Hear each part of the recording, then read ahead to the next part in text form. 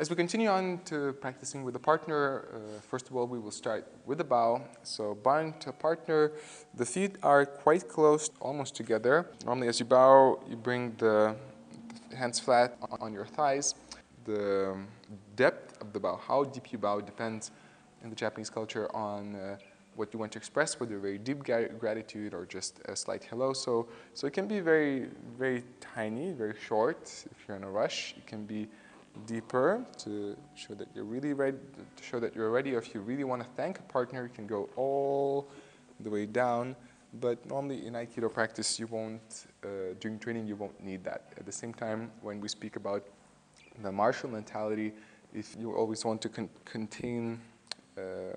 the connection with the partner. So as you bow, it's a good idea to just gently at least see the back is straight, by the way. So we bow together to each other. Some of the dojos will say onegaishimasu here, some will just start. So again, notice what your dojo does. And now we both stand in a stance, in a kamae. So based on the way the feet stand, there's different Aikido terms, what is what. So the stances, there's Aihanmi and Gyaku Hanmi. But we won't actually look at that because different dojos might consider the movement differently. But if we look at the grabs, if my partner grabs my knee here, now again, as I mentioned, some dojos will have the terms presented in a different way. So for example, in our style, which is connected to the Ivama style, this is kata dori. Kata means same, te, hand, dori, grab. So kata, te, dori, same side grab. So this you can consider to be the same side, in the mirror way. But at the same time, if my partner grabs me here, now we're diagonal. It's my left arm, his left foot, my left foot. So in a sense, this is also the same side. So it depends on the dojo, which it will consider to be the same side. In our dojo, this is called gyakute dori, which is gyaku means the opposite. Gyakute, te means the hand, dori, grab. So gyakute dori is the opposite hand grab. So again, it's based on how you will consider. For us, opposite, it's because on the mirror way, this is diagonal. That's what we consider to be opposite. Now, when we stand in front of each other, if we bring the arms forward, there's something which is called mai, or to put it simply, a proper distance. You want to be in a distance where the partner wouldn't be able to touch you without moving his legs. If I can punch him, hit him without moving my feet, that's too close. That's too dangerous because it's too unpredictable, happens too quick. So that when you stand, if you're standing where you won't be able to touch the partner with a step that's too wide of a stance, too far apart.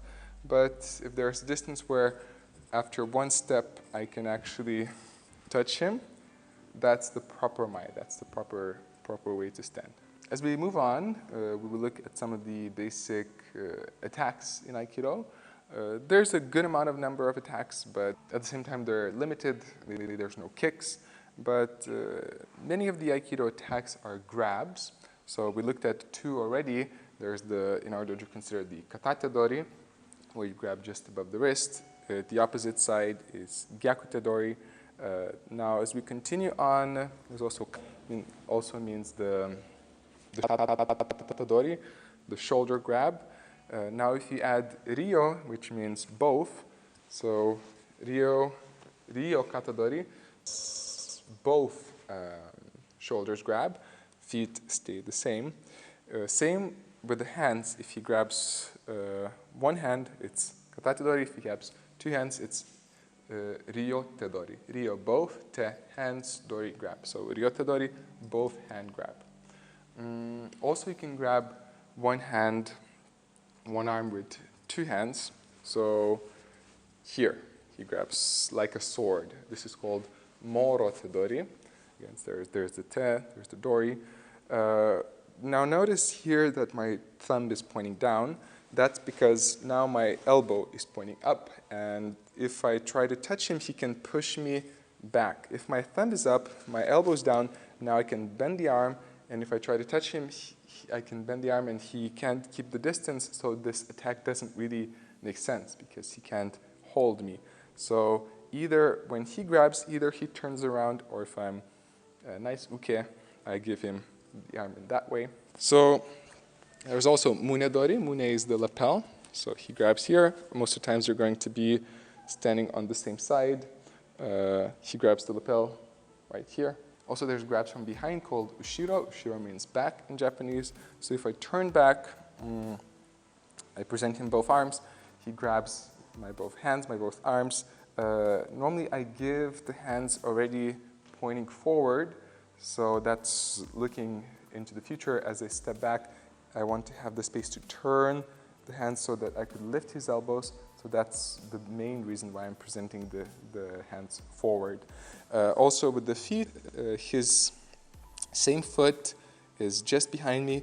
It's a good idea to have the foot a bit to the side because normally when we do the technique, we step back so that I wouldn't stump his leg. Also, when it's this leg, his groin is protected. If he would change the legs, now it's quite easy to hit him here. So it's a good idea for him to switch the legs.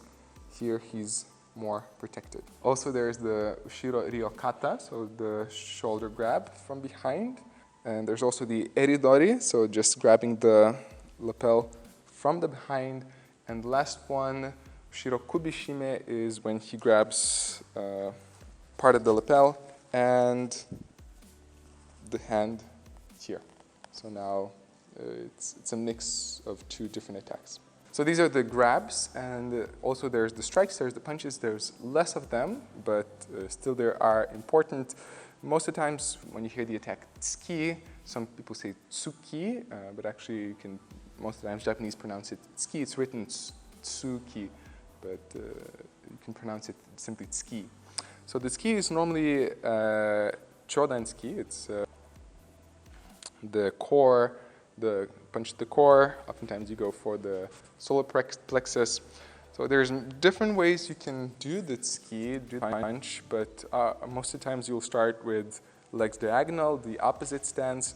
I hold the hand just next to my hip, to the side. I step forward, and then I punch the other hand being in the front so that I would protect myself if he would hit back. We could also add a jodan tsuki. Jodan is the head level, and I would punch to the face right here, but most of the dojos actually won't introduce that to you.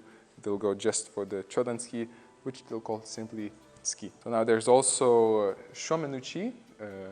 Remember the word showman, the face of the dojo. Showman, show means the front, man the head, uchi strike. So it's the front head strike. It can be applied, it can be done either with the front foot forward. I hold the hands in the traditional Aikido stance. I step with the front foot. I raise my hand, step with the back foot, and cut to the front of the face, holding the other hand as a protection.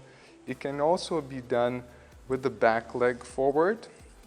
And also in Iwama style, what is introduced is that I raise my hand, and as I raise my hand, he responds and raises his hand, and we connect here. So in a sense, I go towards his head, but in the way I want him to respond, I want to have his arm so I could do a technique. So I raise my hand, he raises his hand, we meet here. That's one way to do Yokomen Uchi too. Now the next one is Yokomen Uchi. Yoko means the diagonal side, so Yokomen, the diagonal side of the head, Yokomen Uchi. I step with the back leg, I raise the hand here, and as I finish the step, I turn my hips, I use my hips and strike to the side, diagonal side of his head with this part of the hand. Again, the other hand is present so that I would be able to defend. Some of the dojos will do it differently. Some of the dojos will actually show you that they're going to attack you with the Yokomen Uchi, so they're going to bring that hand here and then turn from the hips. In our dojo, we raise the hand here so that the person would know whether it's Shomen or Yokomen, and at the last moment, we turn. Now, just to add a couple of more thoughts as food for the brain, the Shomen Uchi and Yokomen Uchi, it's true that it's not an often attack.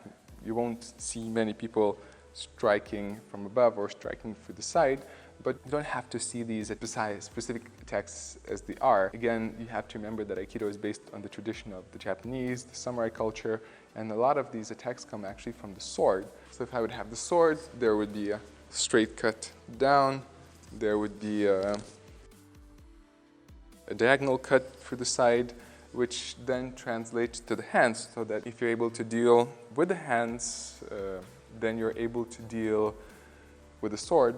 But to the modern day, it can actually apply in the same way. So for example, if you grab a bottle, and obviously this would be glass, if somebody goes up and strikes from above, that you can expect more. Or if somebody goes diagonal from the side, and if you're able to deal with it without the bottle, then if you add the bottle, not much really change. So that's one we could see. You rather learn principles of the movement rather than defense against these certain movements, which would be rare. And then same also applies to the knife.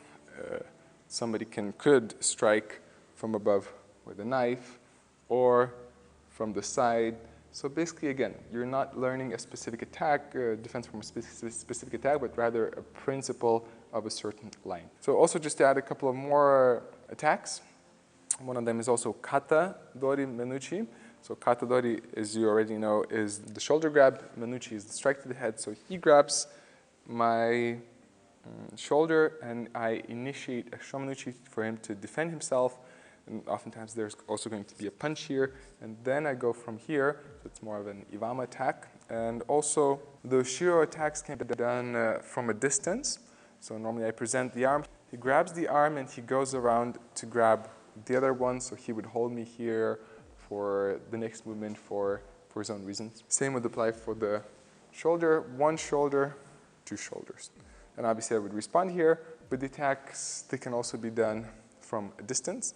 Actually, same for the grabs. You can start what's in Iwama called kihon, the static position. He grabs me and holds me here. Or you can start kino nagae. So that means we start from a distance. As he enters, he grabs, and I connect. I do a specific technique.